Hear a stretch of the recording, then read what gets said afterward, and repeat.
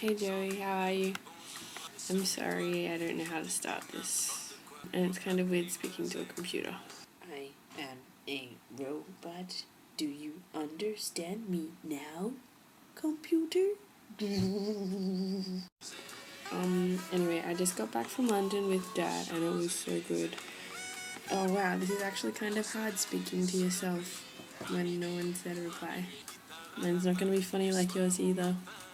I just got home and had a shower. I don't know. I don't even know what yeah, so it's kind of hard in London. These last few months have been really hard for me, and wow, this is really interesting talking to yourself, having to hold a conversation by yourself.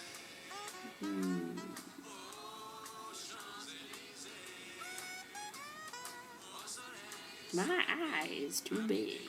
My eye is too small. It's really confusing because it's actually the other way around and my head's telling me something else. I'm wanting to do the other way, so every time I try and close my left eye, I think the screen's doing my right? Yeah.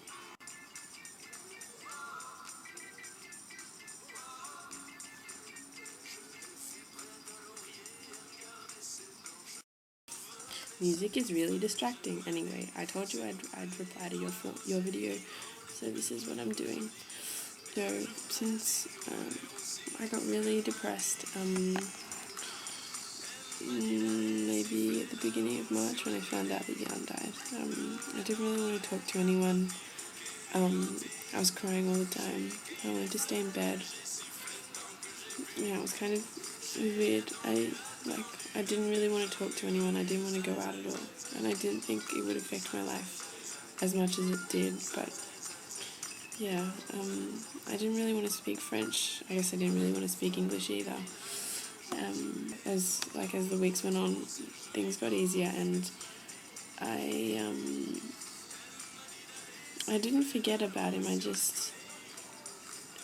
It became a reality after a while, I guess. But sometimes I still see, I don't know, I think of things and it still makes me really sad that I can't talk to whoever I want to. I don't know, I just went through a really hard time and I really wanted to speak to him, even though I hadn't spoken to him in months. All I wanted to do was speak to him and tell him things, and I wanted him to be there for me. This is Jan, and he couldn't be because he was dead, and it was just really hard. And I still don't think I'm back to normal. That was really hard for me. People, like, I used to go out on the street and be really frustrated that people were happy, and I don't know, it's kind of really hard to explain something to you when you're on the other side of the world, Joey. I do miss you heaps, and I miss that I don't have a sister here that I can talk to all the time. I'm sorry, Joey. This isn't supposed to be serious, but I didn't really want to go to uni after that either. Sometimes I just feel real alone. And I have really close friends here. But I don't know. And then I went to London, and everything was getting a lot better, and then I went to London to see Jonathan. And I didn't realise how sick he was when I went to see him in hospital. And then I went and reality hit kind of thing. And I saw him in the bed and he was so tiny and cute, Joey. You would have really liked him. He was really quiet and it was really scary. He had all these things tied up to him and I don't know. Anyway. No.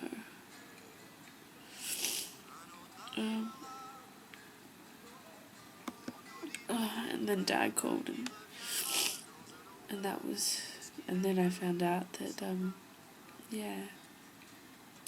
he passed away and he'd gone to be with God.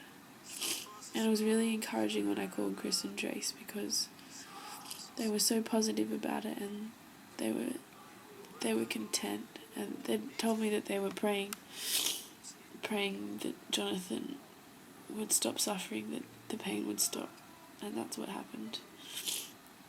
So God did answer that prayer. Maybe it wasn't in a way that they wanted to, but he still did. And what else has been happening? I went down to the south of France with a few friends. But I just really wasn't in the mood to go. It was the week after I'd seen Jonathan, and they were all just so happy. And the first night I was there, the guy whose house I was at, his name's Marcus, his mum was there, his parents were there, and they were all just so happy, and I really just miss mum and dad then. And I never really get homesick. I haven't been homesick in a year and a half, but these last 3 months, 2 months have been really difficult for me. And they're the times when you just need someone to be able to talk to. And being in France, I do have friends, but they're not like family. And just trying to explain yourself in French sometimes is just really hard. And I don't, yeah. God's been a real help though, Joey. I don't know where I'd be without him. It's, yeah. And I've had exams heaps, so I haven't really had time to just sit and cry. But then when Jonathan died and I went to London for the funeral, it was the first time I'd actually had time to myself for so long. And it was so good to be with Chris and Trace and Dad. But now they've gone back to Sydney, so you get to see them. I'm sorry, this is such a serious post, Joey. But in other news, how are you going with your studying? I hope it's good. I've got 6 more exams. But a really cool thing I'm doing at the moment, it's one of my courses is just making a film. It's really cool. There's no exam for it. And we're doing a film on, wait for it, vampires. I know you're gonna love it. I'll upload it later.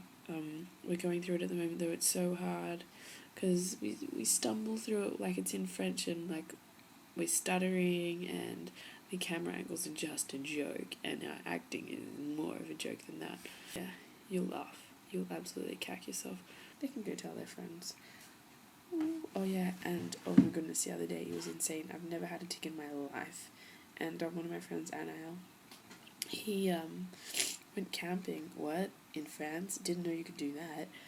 He went camping in France, and I saw him on the Tuesday or Wednesday maybe, and he was like, oh, it's so itchy. He lifted up his shirt. There was a tick, literally like that big. It was so big. Like, look, I can even see through that. That's so big. So big. Usually they start off minuscule. Like, I don't even know if you can see that hole, whichever one it is. Yeah. Anyway, it's irrelevant. It's tiny. It's like 0.001 of a millimeter. It's tiny. It's so small. It's microscopic. There's a word that you could use. It's microscopic. And he'd had it in his body for like 2, 3, 4 days, and it literally had become that big. And we went on, and he was like, oh, what is that? And I was like, I don't know. Turns out it was a tick. And he's like, oh, can I come over to your house and take it out? I was like, I guess so. So he came over, and I was like, well, what do you need? He's like, I don't know, check on the internet. I think I need oil. I was like, why do you need oil? He's like, I'll rub it in I think it's clockwise direction, and it'll just like scurry out. I was like, okay.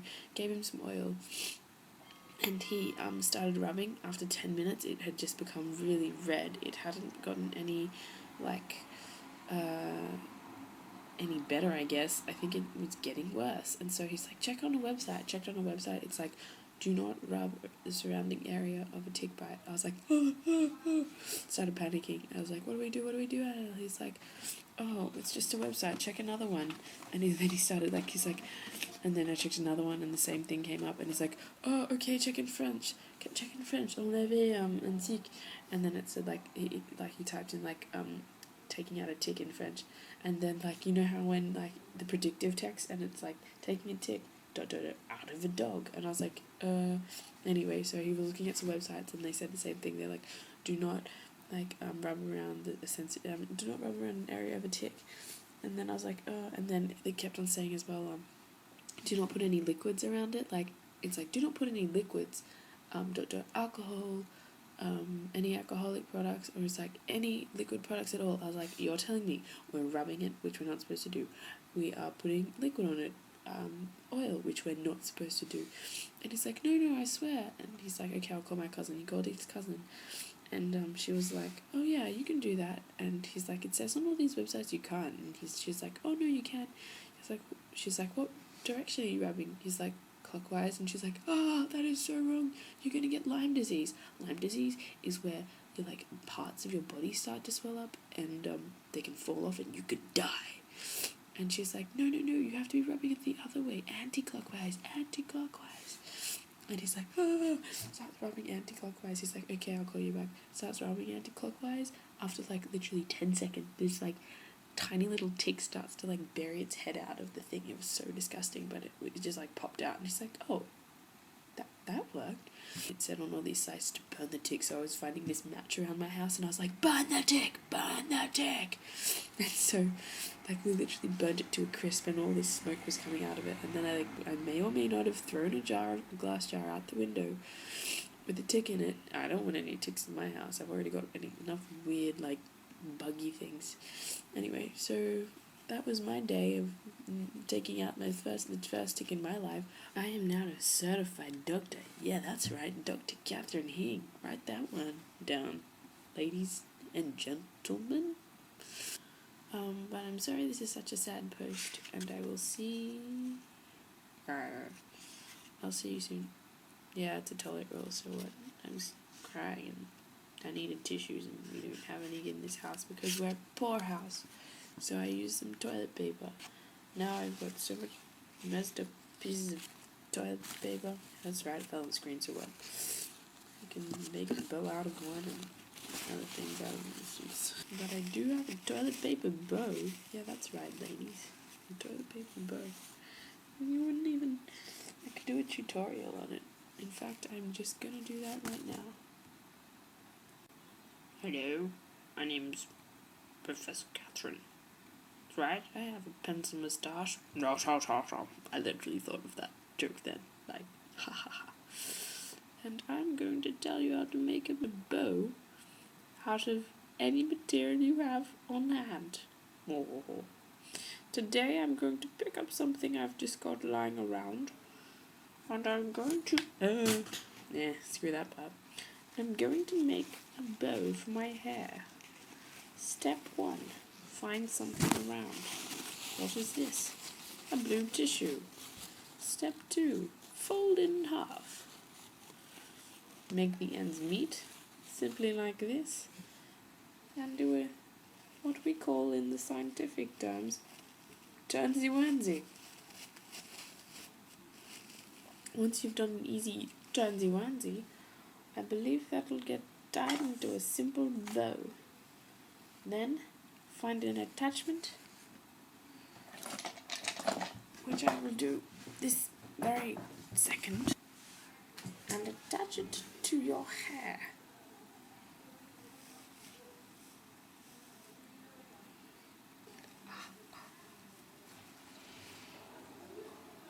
There we go. This simple piece will be an absolute hit at parties. I hope that everybody likes my toilet paper headband, and I will see you next week. Over and out, ladies and gentlemen. By ladies and gentlemen, I actually just mean you. Peace out. Woo. Team Hing, Team Hing, Team Hing, Team Hing. Well. I do say, where did you get that stunning piece of headwear?